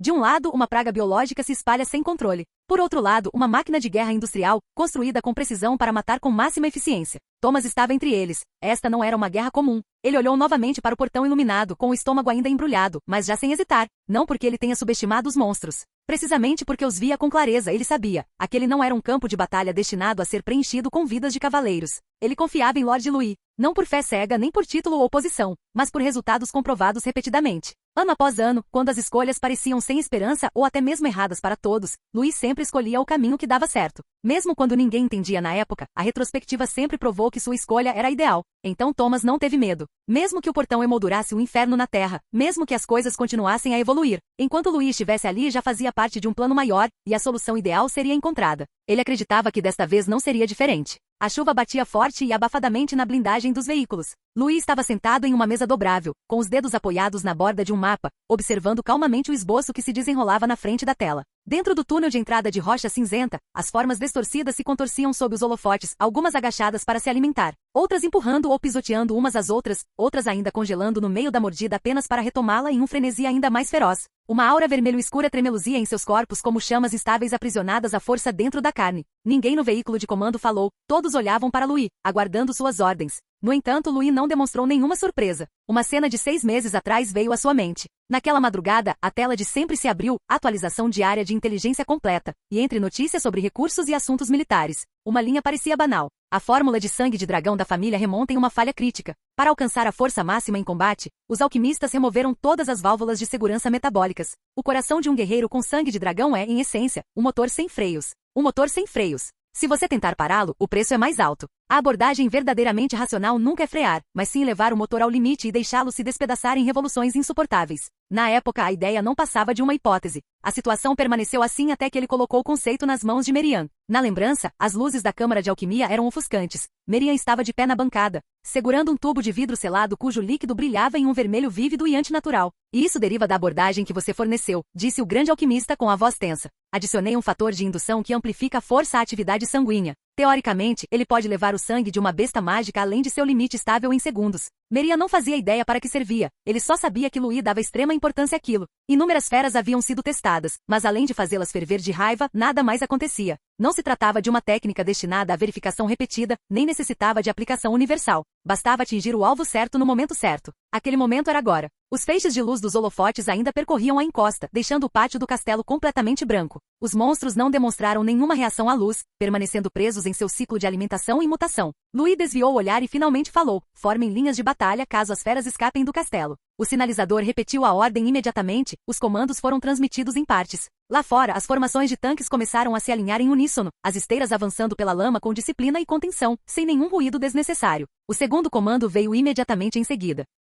Batalhão de artilharia, trocar para projéteis incendiários, tipo 3 especial, alvo, praça central do castelo, fogo de saturação. Os sinais se propagaram pela cadeia de transmissão, as posições de artilharia pesada ajustaram sua elevação. Os carregadores enfiavam projéteis listrados de vermelho nas culatras. O som metálico raspando era estranhamente agudo naquela noite chuvosa. Louis recostou-se na cadeira, voltando o olhar para o periscópio. Se os projéteis falhassem, os tanques a vapor ainda poderiam avançar a blindagem e poder de fogo suficientes para reduzir a pó tudo que estivesse além do portão. Eles venceriam. Mas a vitória conquistada dessa maneira teve um custo muito alto. Na visão dele, até mesmo trocar a vida de um único cavaleiro da Maré Vermelha por esses horrores desenfreados era um negócio desvantajoso. Na praça, os monstros ainda se contorciam, se alimentavam e se amontoavam uns sobre os outros. Louis ergueu a cabeça, observando através do periscópio a zona branca delimitada pelas luzes. Esta noite, disse ele friamente, faremos um funeral à família Remon. Na noite encoberta pela chuva, o primeiro disparo foi efetuado. Tum, tum, tum, impactos baixos e abruptos. Dezenas de projéteis especiais descreveram arcos sobre as muralhas destruídas da fortaleza da rocha cinzenta e se chocaram contra o pátio como latas de conserva jogadas descuidadamente. Ao impactarem, não ricochetearam, simplesmente rolaram uma ou duas vezes sobre as lajes, abrindo-se em seguida com um estalo suave, quase imperceptível, como fruta podre esmagada sob os pés. No instante seguinte, uma névoa escarlate jorrou das rupturas. Não se dispersou, escorreu pelo chão. Denso e pesado como se atraído por algo, corria pelas fendas, rastros de sangue e pelo terreno baixo entre os cadáveres. Evitando os pontos mais altos, a água acumulou-se no centro da praça, sua cor vívida sob os holofotes, parecendo quase quente. Antes, apenas sons de mastigação preenchiam o castelo. Logo em seguida, outro ruído se juntou. Sobre os montes de cadáveres, os monstros congelaram no meio do movimento. Centenas de cabeças disformes se ergueram de uma só vez, com as narinas dilatadas descontroladamente. As pupilas verticais contraíram-se sob o brilho intenso e, em seguida, dilataram-se instantaneamente. Roar? Um rosnado baixo de confusão e desejo. Mesmo aqueles que roem membros parcialmente despidos soltam sem hesitar. Uma coxa caiu no chão, escorregadia de chuva e sangue. Nenhuma criatura sequer olhou para trás. Sons abafados escaparam de suas gargantas. O som que os filhotes fazem ao mamar. No instante seguinte, a praça se encheu de gente. Centenas de sombras retorcidas avançavam juntas, sem formação definida, mas perfeitamente unificadas. Eles se empurravam, se pisoteavam, subiam uns sobre os outros, desesperados para alcançar o carmesim mais denso. Alguns se jogaram de bruços com o nariz no chão, inspirando profundamente. Eles abriram a boca como se quisessem engolir o próprio ar, como feras famintas se lançando sobre o único poço d'água. A névoa vermelha se dissipou e foi inalada novamente. Um vórtice escarlate e rodopiante formou-se brevemente no centro. Do outro lado da encosta, o mirante da rocha Bico de Águia. Thomas jazia imóvel na grama úmida, os olhos fixos em um telescópio alquímico de alta potência, a respiração reduzida a um sussurro. A cena na lente fez com que suas sobrancelhas se franzissem lentamente. Eles estão desligados. No campo de visão, os monstros que haviam respirado a névoa não desmoronaram. Em vez disso, eles aceleraram, uma explosão de velocidade impossível.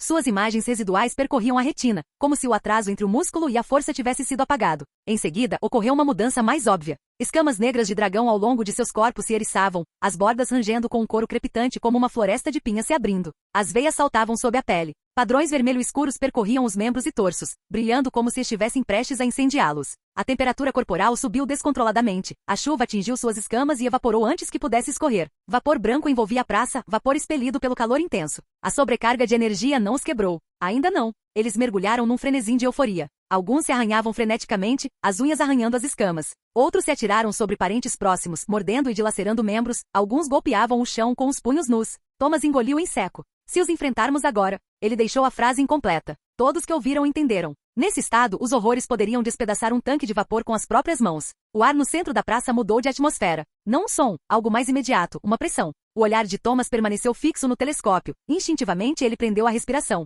Diante da lente, cada monstro frenético congelou por um instante, como se algo tivesse chegado ao seu limite. Baque. O primeiro impacto abafado veio de dentro de seus corpos. Depois veio o segundo, o terceiro. Tum, tum, tum. O som era grave e denso, como se centenas de tambores gigantes estivessem sendo tocados ao mesmo tempo. Os cavaleiros fora das muralhas podiam sentir a terra tremer sob suas botas, um ritmo que havia perdido todo o vestígio de vida, reduzido a uma repetição mecânica e frenética. As pupilas de Thomas se contraíram. Ele estava vendo algo que não conseguia compreender. Centenas de corações, impulsionados à força pelo sangue de dragão, pulsavam em seus peitos a uma frequência muito além do que a carne poderia suportar. Na imagem, os corpos dos monstros começaram a inchar. As fibras musculares estalaram como cabos de aço esticados demais. Uma luz vermelho escura jorrou das frestas entre as escamas. O sangue já não fluía, mas fervia. As gotas de chuva que caíam sobre ele se transformavam instantaneamente em vapor. O vapor e a névoa carmesim se misturavam, transformando toda a praça em uma panela de pressão. Massa crítica, murmurou Thomas. No instante seguinte, o maior exemplar no centro da praça estremeceu. Foi a primeira a completar a muda, aquela que devorou o cadáver de Kyle, o sujeito zero.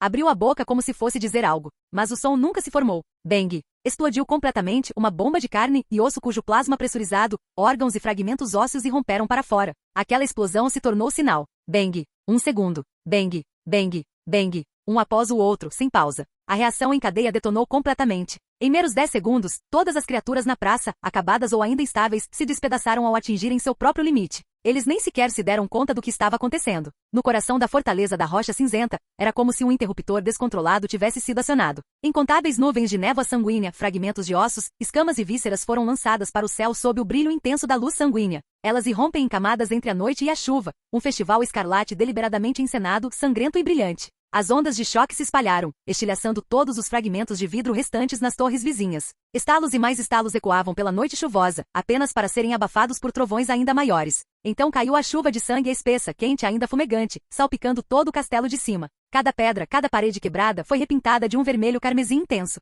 Era uma cidade morta. Um recipiente completamente vazio. A vários quilômetros de distância, no campo de refugiados, o aguaceiro continuava. Lonas improvisadas tremulavam ao vento, lonas encharcadas cediam, gotas tamborilando em pequenas crateras na lama. Uma mulher estava de pé na entrada de uma tenda com uma criança agarrada ao peito. O menino dormia com a bochecha encostada na capa encharcada dela, respirando de forma regular, mas se estremecendo sempre que os tremores distantes chegavam. Ela não voltou para dentro. Assim como ela, muitos refugiados estavam do lado de fora. Seus olhares atravessaram a escuridão da região selvagem em direção à fortaleza da Rocha Cinzenta. A cidade estava radiante. Olha! Alguém sussurrou primeiro, que luz vermelha. A essa distância, os detalhes das explosões se perderam na noite e na chuva. Não se via sangue, ossos ou órgãos, apenas nuvens iluminadas por baixo, camada sobre camada como um céu em chamas. O brilho era até estranhamente quente, como se estivesse acontecendo uma grande festa com fogueira. Ninguém aplaudiu. Ninguém chorou. Apenas uma respiração ofegante e sufocada. Um velho, com o rosto acinzentado pela poeira, apoiava-se numa moleta no fundo da multidão. Ele semicerrou os olhos por um longo tempo, como se estivesse identificando algo, ou confirmando um fim que há muito esperava.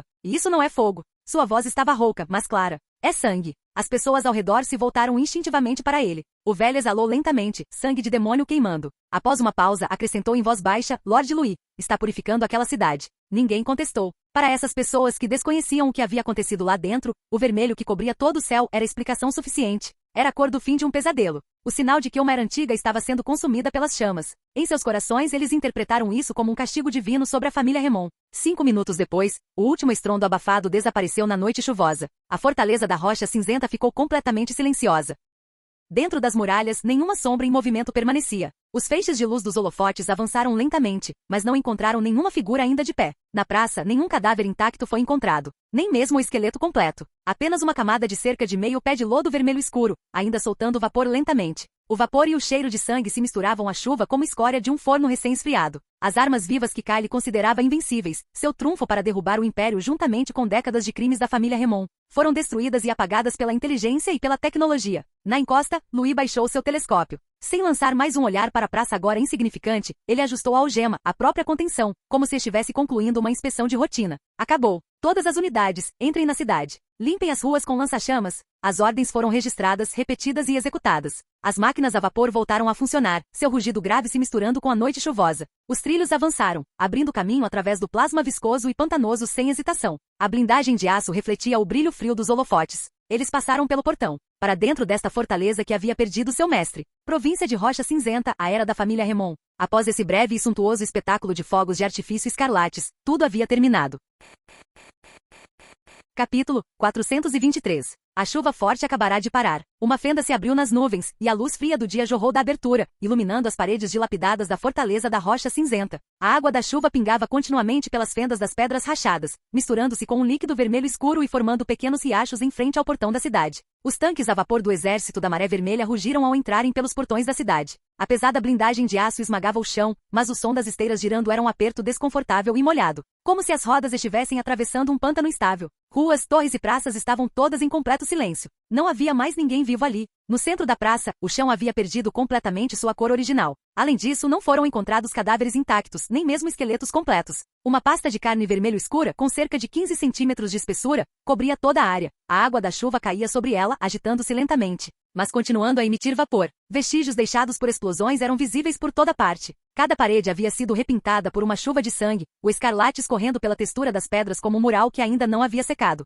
Cada inspiração que chegava aos pulmões trazia um doce nauseante e enjoativo. As paredes internas do portão da cidade estavam cobertas de densas marcas de impacto, as superfícies de pedra carbonizadas e enegrecidas, com vestígios persistentes de queimaduras em altas temperaturas. Louis estava sentado dentro do veículo de comando, observando tudo pela janela. Vail estava meio passo atrás dele, seu olhar também recaindo sobre a praça dentro da cidade que havia sido repetidamente destruída. Mesmo para ele, que acompanhava Louis há muitos anos, raramente vira algo assim. Eles lacraram os portões, disse Vail, com a voz carregada de um frio nítido. Eles mesmos provocaram isso. A ideia original era nos impedir de entrar, mas quem imaginaria que acabaria impedindo a fuga deles? Louis não respondeu imediatamente. Quando o fogo da artilharia caiu e fez com que o sangue do dragão saísse completamente do controle, o fim já estava predeterminado. Toda a energia acumulada à força desencadeou uma reação em cadeia dentro do espaço confinado. Não havia rota de fuga, nem espaço para a sorte. Ele não sentiu nenhum prazer com tudo isso. As pessoas lá dentro enlouqueceram. Não deixaram nenhuma saída, disse Louis finalmente. As operações de limpeza também estavam sendo realizadas simultaneamente.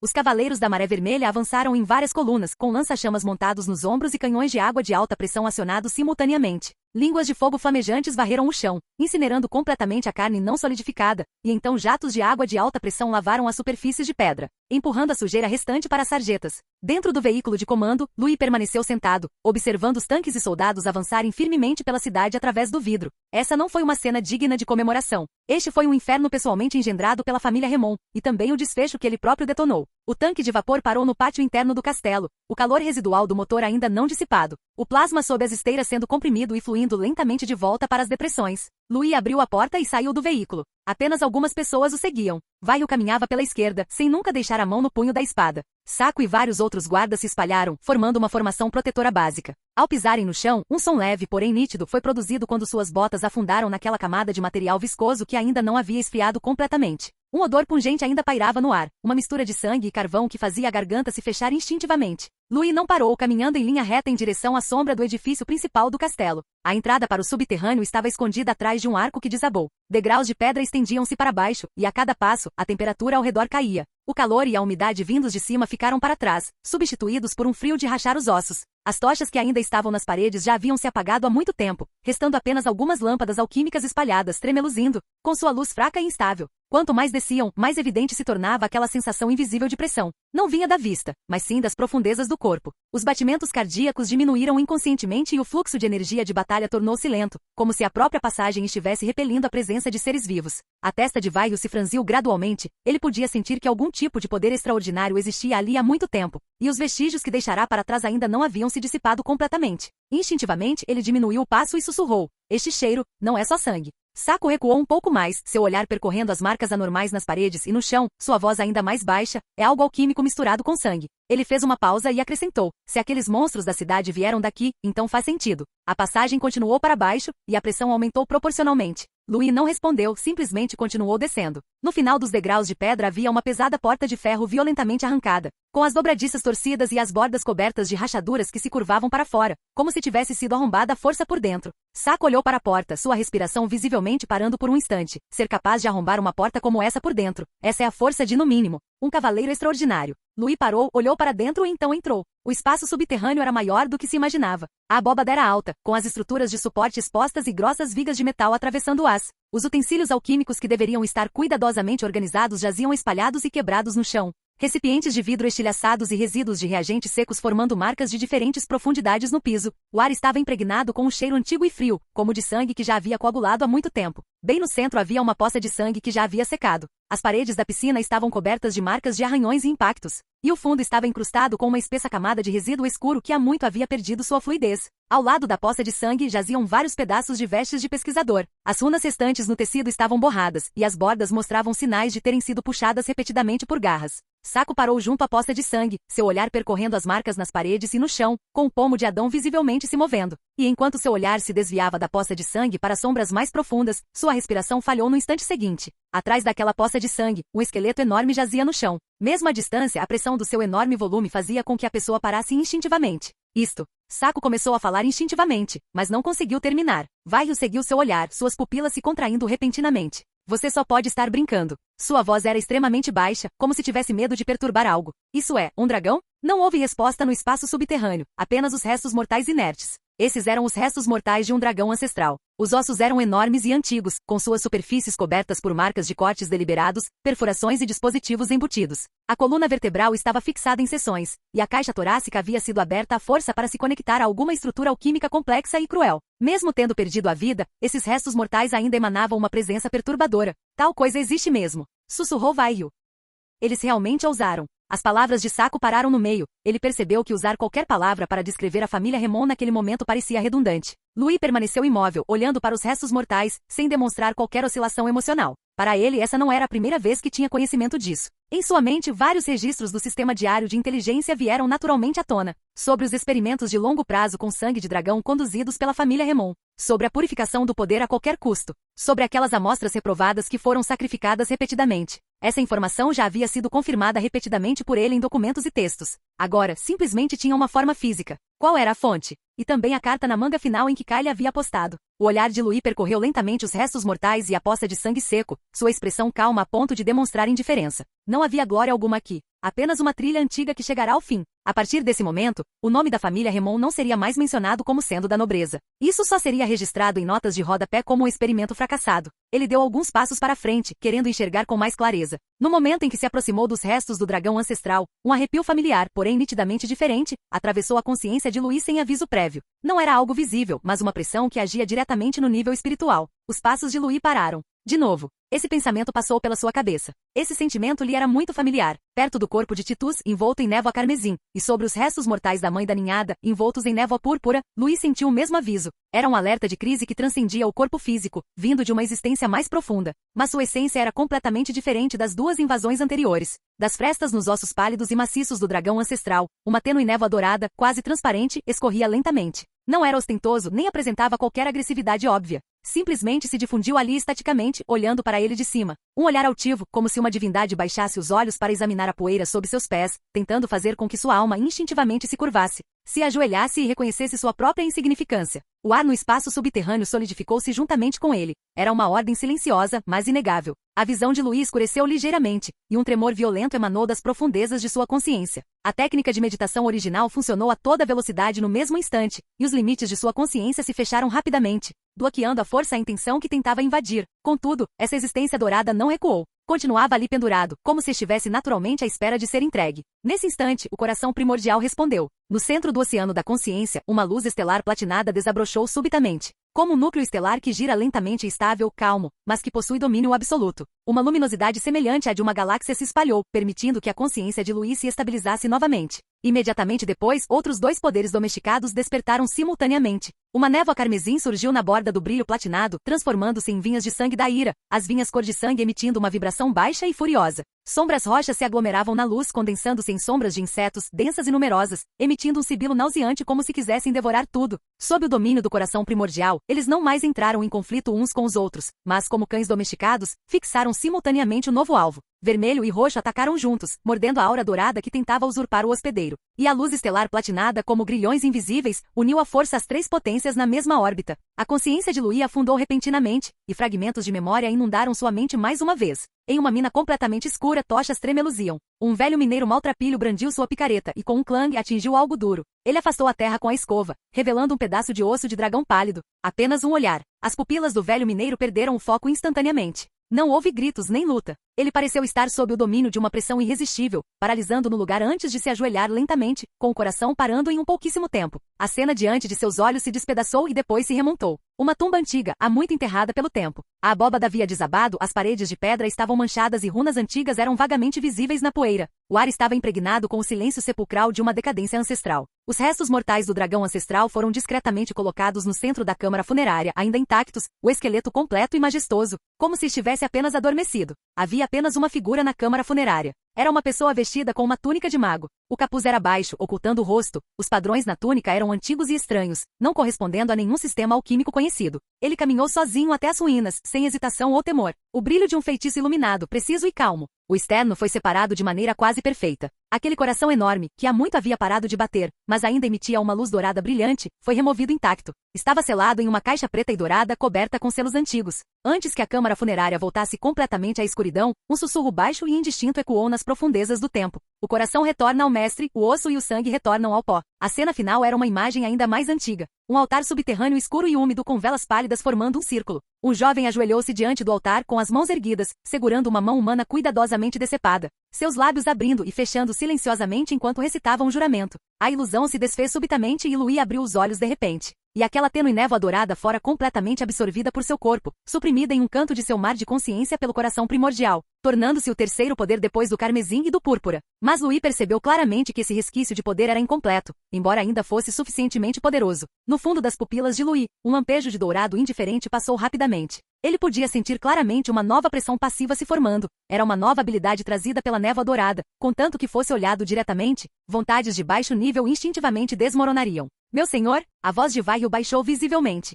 O que houve? Louis levou a mão à têmpora, depois balançou a cabeça negativamente. Diferentemente das 3 vezes anteriores, desta vez foi um breve transe, não um desmaio. Isso lhe trouxe uma sensação de confirmação em seu coração. Esse era um poder incompleto, e o verdadeiro poder primordial era aquele coração que havia sido arrancado. Não é nada, respondeu ele, retomando a firmeza de sempre. Louis olhou para trás, para os restos mortais que haviam perdido completamente o brilho e se transformado em ossos banais com um olhar calmo. A família Remon pensou ter desenterrado um tesouro, mas na verdade apenas recolheu os ossos que outros haviam deixado para trás depois de comer. Embora ainda não houvesse provas, Louis pressentiu instintivamente que poderia estar relacionado com o desaparecimento do imperador. Mas Louis também não tinha como começar por aí. Ele só podia esperar que o sistema diário de inteligência fosse mais útil. Louis desviou o olhar. Esquem este lugar por enquanto. Notifiquem Merian e peçam à sua equipe de alquimistas que venham o mais rápido possível. Fim do vídeo. Para acesso antecipado à continuação dos vídeos, ou para incentivar o canal, vire membro. Muito obrigado.